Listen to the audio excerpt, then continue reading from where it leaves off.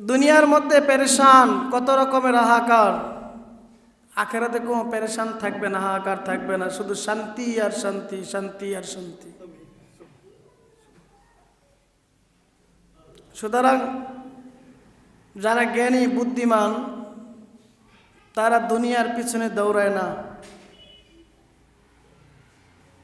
জনাব রাসূলুল্লাহ সাল্লাল্লাহু আলাইহি ওয়াসাল্লাম হাদিসের মধ্যে বললেন, ইয়াতি জামান আলা উম্মতি ইউহিব্বুনা খামসা ওয়া ইউনসুনাল খামসা।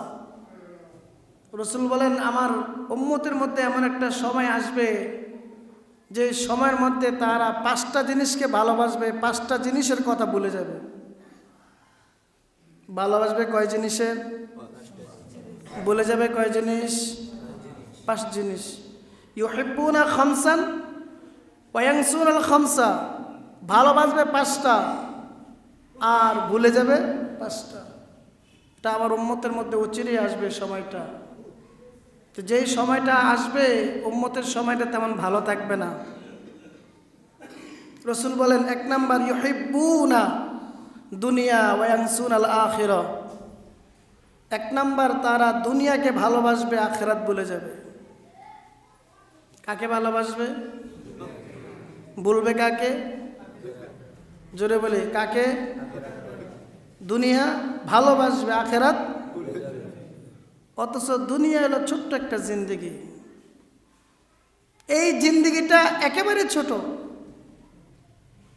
রাসূল বলেন, ইউহিব্বুনাল মাল ওয়া ইয়ানসুনাল হিসাব, যে তারা সম্পদের ভালোবাসায় প্রেমাস্পদে আকৃষ্ট হয়ে যাবে আর তারা পরকালের হিসাব কিতাবের কথা তারা ভুলে যাবে। ইউহিব্বুনাল মাখলুকা ওয়া ইয়ানসুনাল খালিক।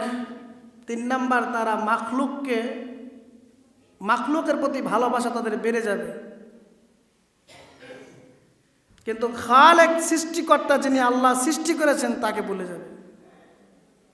মাখলুককে যদি বান্দা মহাব্বত করে, খালেক যিনি সৃষ্টি করেছেন তাকে যদি ভুলে যায়, ওই বান্দাকে সফলতা অর্জন করতে পারবে?